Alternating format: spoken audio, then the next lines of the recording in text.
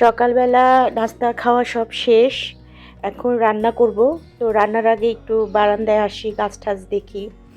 আসলে একরকম একঘেয়েমি জীবন, তো ওইভাবে রিল্যাক্স করার মতো কিছু অবশিষ্ট আর নেই।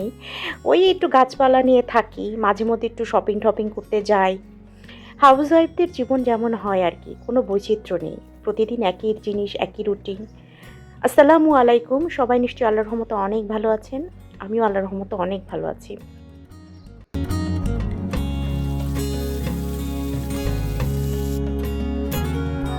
আমি আসলে রান্না শুরু করেছি। আজকে রান্না করব শুটকি মাছ দিয়ে, মিষ্টি কুমড়ো দিয়ে, আর পুঁই শাক ছিল একটু, পুঁই শাক দিয়ে একটা চচ্চড়ির মতো। শুটকি খেতে আমার খুবই ভালো লাগে, যে কোনো সবজি শুটকি দিয়ে রান্না করলে আমার খুব ভাল লাগে।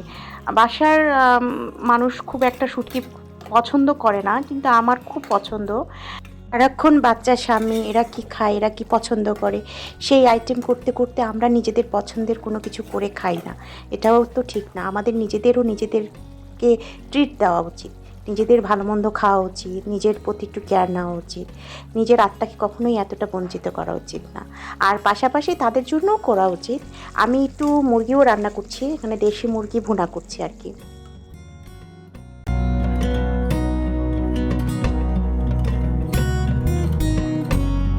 দুপুরে খাওয়া দাওয়া শেষ করে আমি একটু মার্কেটে চলে আসি। এখানে একটা টেলার্সে আমি সবসময় জামা কাপড় বানাতে দেই। তো আমার দুটো সুতি আর কি, টু পিস, মানে সালোয়ার আর কামিজ, এরকম দুটো সুতির টু পিস বানাতে দিয়েছি। তো মানে বানাতে দেওয়ার জন্য এসেছি আর কি, সেজন্য আপনাদের সাথে আসলে শেয়ার করা হয়নি। ইনশাল্লাহ বানানোর পরে আমি ড্রেস দুটো আপনাদের সাথে শেয়ার করব। নর্মাল কটন ড্রেস, একটু বাইরে পরবো কিছুদিন, তারপর হয়তো বাসায় পরবো। বাসায় পরার জন্যই মূলত বানিয়েছি। তো এখান থেকেই আমি একটু নার্সারিতে চলে যাব। তো আমি এই যে একটু নার্সারিতে চলে এসেছি। তো এই রোড সাইডে 3-4টা পরপর নার্সারি আছে। মাঝখানে কয়েক মাস আগে এদেরকে উঠিয়ে দেওয়া হয়েছিল, মানে কয়েক মাস বলতে 1 বছর আগে আর কি এদেরকে উঠিয়ে দেওয়া হয়েছিল। তারপরে এখন আবার তারা দেখি যে 6-7 মাস ধরে আবার বসেছে। মানে নার্সারি থাকা কি রোডের সাইডে তো আর খারাপ কিছু না। এখান দিয়ে মানুষ যখন হাঁটে তখন কিন্তু তাদের অনেক ভালোই লাগে, তাই না? নানা রকমের ফুল ফুটে, গাছপালা সবুজ। এমনিই তো ঢাকা শহরে মানে প্রাকৃতিক পরিবেশের খুবই কম। তারপরে রোড সাইডে যদি একটু নার্সারি থাকে, মানুষজন গাছ দেখতে পারে, ফুল দেখে, ফলও হয় ছোট ছোট, সেগুলো দেখে, এটা তো একটা ভালো জিনিস। কিন্তু সেই নার্সারি উঠিয়ে দেওয়া হয়েছিল, কিন্তু এখন আবার তারা বসে। আমি 5-6 মাস ধরেই দেখছি যে ওনারা বসছে। তো পরপর 3-4টা নার্সারি। তো আমার এই নার্সারিটা থাকা অবস্থায় আমার অনেক সুবিধা হয়। আমি এখান থেকে সার, ওষুধ বা গাছ লাগলে নিতে পারি। নয়তো আমার আশেপাশে আর নার্সারি নেই, আমাকে আরও অনেক দূরে নার্সারিতে যেতে হয়, যেটা অনেক সময় পসিবল হয় না। তো এবার উইন্টারে আমার অনেকগুলো গাছ মারা গিয়েছিল।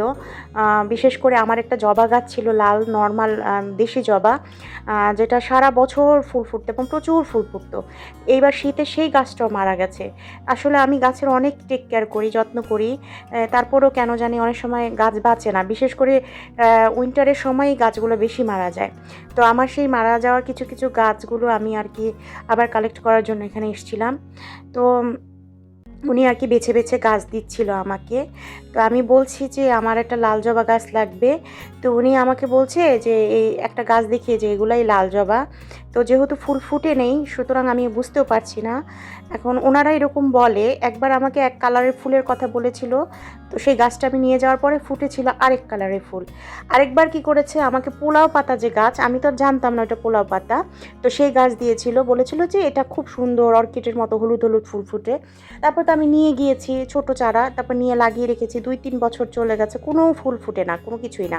তারপরে যে ফেসবুকে যে প্লান্টের যে গ্রুপ আছে, পেজ, সেখানে আমি একবার ছবিটা পোস্ট করেছিলাম যে এটা কি গাছ, তো এটা ফুল ফুটে, তখন মানে কাহিনী বলেছি যে এরকম এরকম করেছে। তখন সবাই সেখানে খুবই হাসির ইমোজি দিয়েছে আর বলেছে যে এটা তো পোলাও পাতা গাছ, এটা পোলাও টোলাও রান্না করলে সেখানে দেয়। তো একটু আগে একটা কারি পাতা গাছ উনি আমাকে দেখিয়েছিল। আসলে আমার কোনো কারি পাতার সম্পর্কে কোনো আইডিয়া নেই। তো আমি কারি পাতাটা বলেছিলাম আমাকে কয়েকটা পাতা ছিঁড়ে দেন, আমি বাসায় গিয়ে এটার মানে সবজি টবজি দিয়ে ট্রাই করে দেখবো কেমন। যদি ফ্লেভার ভালো লাগে তাহলে নেক্সট টাইমে একটা কারি পাতা গাছ নিব।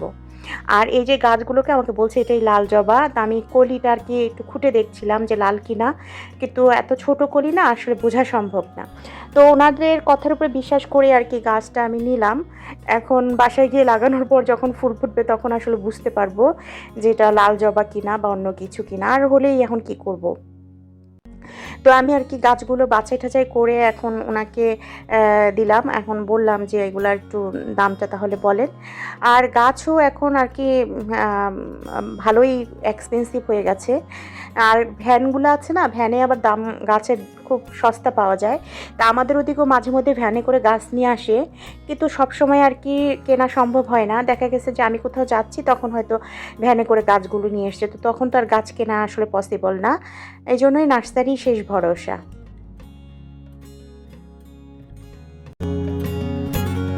তো আমি গাছগুলো বাসায় নিয়ে চলে আসার পর আমাদের নিচের একটা কেয়ারটেকার ছেলে আছে, ওকে বলেছি যে তুমি একটু আমাকে গাছগুলো একটু লাগায় দাও। ও ভালোই বাসার বিভিন্ন কাজ টাজ মানে যে যেটা বলে সেটা সে করে, কোনো সমস্যা নাই। তো ওই আমাকে গাছগুলো রিপোর্ট করে দিচ্ছে। তো আজকের ভিডিও এই পর্যন্ত। সবাই অনেক ভালো থাকেন। আসসালামু আলাইকুম।